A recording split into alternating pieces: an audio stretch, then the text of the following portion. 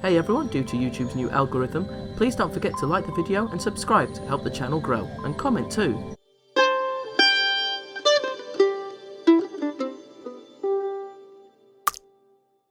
The internet is a wonderful tool and has really come a long way since the whole dial-up modem days. It's a fantastic way for sharing media and opinions, and YouTube is an excellent source of video sharing. It's thanks to this that I have been able to come across animations I've never seen before from all around the world, or animations I've just simply forgotten about and not seen in an age. After all, a personal favourite pastime of mine is looking up strange, weird and retro nostalgic animations from around the world. It just fascinates me, and one such video I've recently discovered is just weirdly wonderful and magnificently profound to watch. It's a short film called Skywhales. Judging from that slightly creepy and trippy music, I can already tell this is going to be a pretty odd short. Skywhales is an animated short piece made by animation studio Animation City for Channel 4. Made in 1983, it was played in UK cinemas shortly before the film 1984 and was written by Phil Austin and Derek Haynes.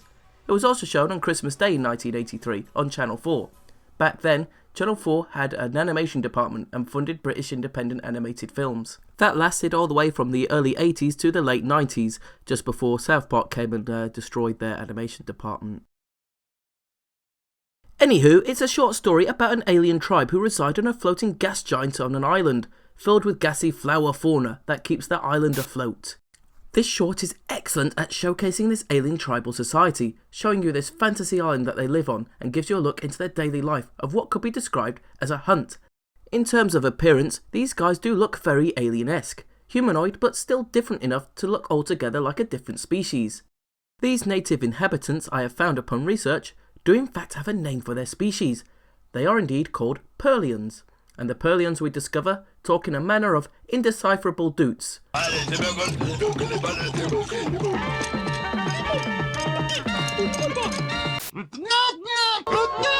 Yeah, kinda like that, but a little less basic. The doots were performed by UK actor Robert Llewellyn. In case you don't know who that is, that's TV's Crichton from Red Dwarf. He's a smig.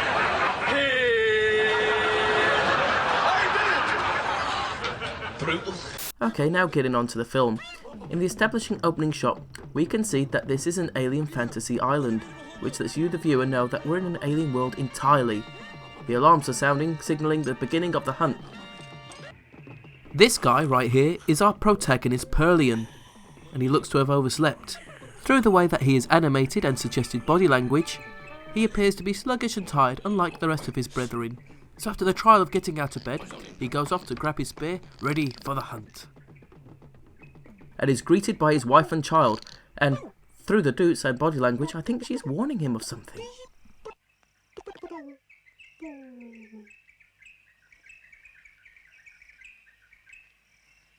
What could that mean? So he heeds her warning and proceeds. Another great touch to the excellent world building and atmosphere of this short is how it shows you this fantasy world come to life, with all its little creatures that live in this world of a lush gargantuan fantasy forest, drawing wonderful ecosystems that really help bring this world to life with all its intricate little creatures, adding a great depth of realism to this alien-like world. And it kind of reminds me of the Fraggle Rock ecosystem. Now this is where things get a little strange, as the music suddenly becomes dark and invokes some sort of chanting, like a ritual of sorts, that really makes you feel unsettled. Now you're about to witness the most striking and haunting part of this animated short. Oh dear. Oh, they look kind of zombified. Is this what his wife was warning us about? Oh, you're not meant to look at them, it's like a taboo.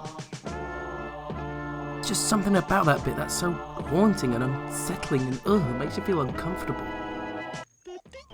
So it now looks like the hunt is about to begin, and our main Pearlian protagonist looks to be the captain of this great hunt.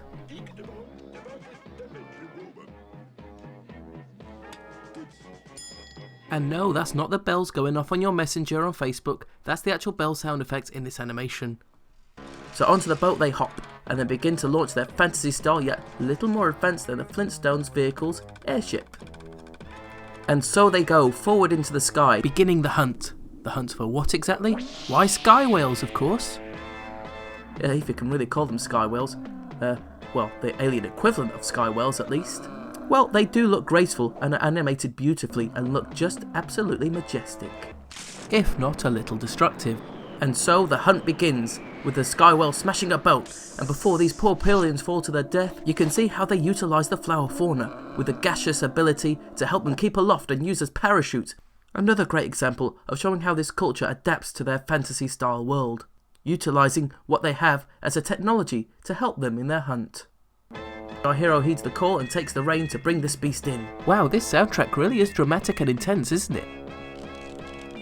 His glide is pretty cool, and you do feel sorry for this poor alien whale getting chased down and having its skull impaled.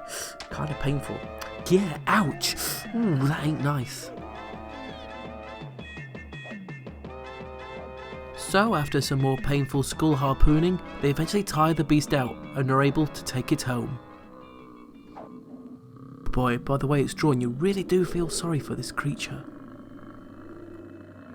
This shot here is an excellent example of some brilliant hand-drawn animation skills. It just helps you appreciate the amount of talent and work that goes into animation, especially in short films like this. And upon dragging it home for the day's feast, it makes you feel a bit sad and upset for the poor alien creature, as you can see them eat away at its flesh, reducing it to its bare bones.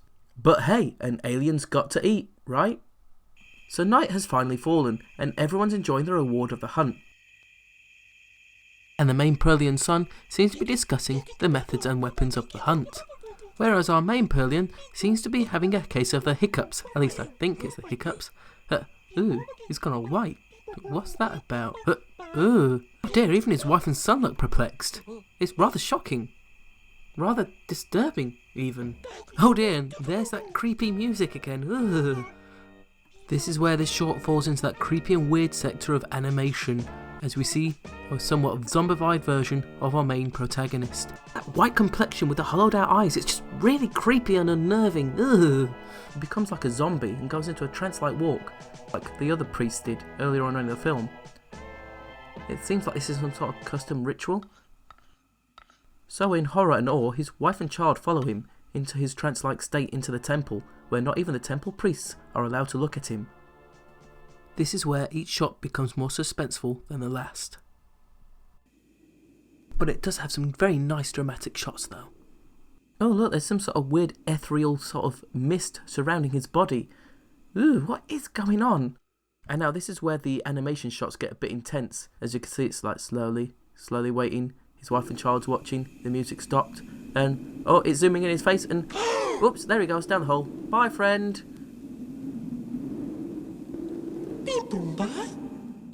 I can't help but interpret that do as, don't be sad.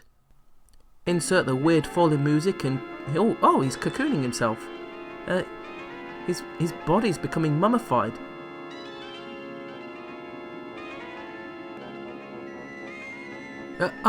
What? The Pearlians are a pre-evolution to the whales? Oh, well, I guess that's a twist. Oh, brings a new meaning to the circle of life, I guess, doesn't it? And it also did it before Lion King. Way to go. As this short draws to a close, we now see the recently widowed Pearlian instruct her son about the ways of hunting as they discover a new baby Skywhale flying into the distance, and they look forward to hunting, their dad, I guess. Do they know about this? That's kind of weird. Do they know they're cannibals, in a way? Oh, or am I just looking into it too much? Oh well, either way, it's a nice gentle ending, as it kind of feels like they're saying goodbye to their loved one. Skywhales is a wonderful piece of early 1980s animation. It has great music, and it's wonderfully animated and brilliantly illustrates the alien society and builds up an excellent fantasy world in such a short, precise amount of time, and showcases some brilliant bits of British animated talents. The attention to detail gone into the film is fantastic.